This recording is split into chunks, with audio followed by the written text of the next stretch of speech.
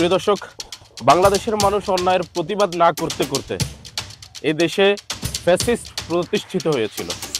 কিন্তু যখনই মানুষের বিবেক নাড়া দিয়েছে, মানুষের ভিতরে সুবুদ্ধির উদয় হয়েছে, মানুষ প্রতিবাদ করা শিখেছে, জীবন দিতে শিখেছে, এরপরে কিন্তু আবার ফ্যাসিস্টের পতনও হয়েছে। কিন্তু আফসোসের বিষয় হচ্ছে, ফ্যাসিস্ট এমন কিছু লোকজন তৈরি করে দিয়ে গেছে বিভিন্ন সেক্টরে, তারা কিন্তু প্রত্যেকটা সেক্টরে এখনো অন্যায় করে যাচ্ছে, তাদের অন্যায় অব্যাহত রেখে চলছে। বিশেষ করে ঠিকাদারি পেশায় যারা আছে, তারা তাদের অন্যায়গুলো চালিয়ে যাচ্ছে।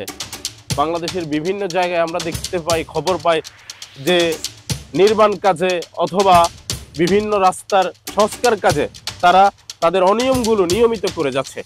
লক্ষ্মীপুর জেলায় যতগুলো কাজ হয়েছে আমরা দেখেছি, প্রত্যেকটা কাজে যদি 5টা কাজ হয়ে থাকে, তার মধ্যে 3টাতে অনিয়ম হয়েছে, 2টাতে হয় না, এরকম না। 5টা কাজ হয়েছে, 5টা কাজে আমরা দেখেছি যে তারা অনিয়ম করে যাচ্ছে। বিভিন্ন সময় জনগণের বাধার মুখে পড়ে তারা কাজ বন্ধ করে দিতেও বাধ্য হয়েছে অনেকবার। এর মধ্যে দিয়ে চলছে লক্ষ্মীপুরের বিভিন্ন রাস্তা এবং নির্মাণ কাজগুলোর সংস্কারের কাজ।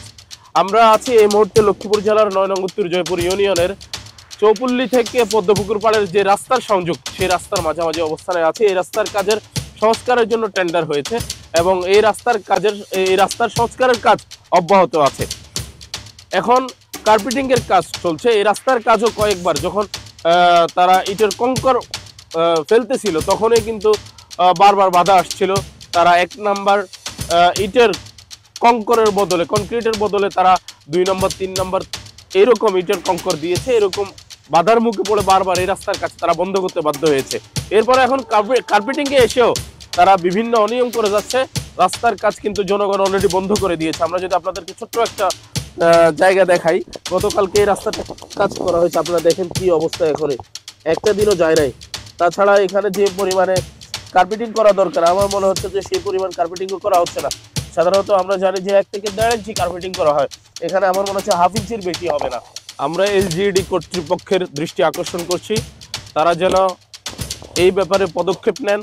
এইসব ঠিকাদারি যে লাইসেন্স আছে সেটা বাতিল করে দেন। যদি তা না হয়, অন্তত তারা যেন যে প্রজেক্টে অনিয়ম হচ্ছে সেই প্রজেক্টের টেন্ডার বাতিল করে দিয়ে নতুন করে তারা যেন টেন্ডার দেন। অন্তত এই কাজটা যেন এলজিইডি করেন। আমরা এর জন্য জোর দাবি জানাচ্ছি।